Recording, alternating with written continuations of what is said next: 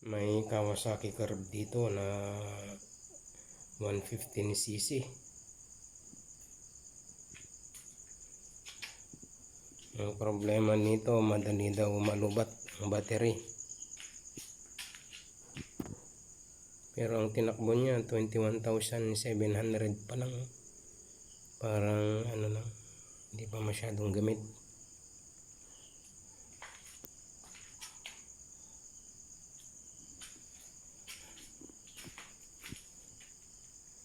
Complete parts, running condition daw makina, kaya lang baka sira ang rectifier nito kaya mas malubat.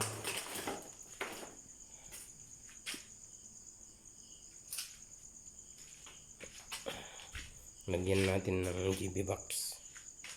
Yan, patong natin dyan mamaya, pandarin natin.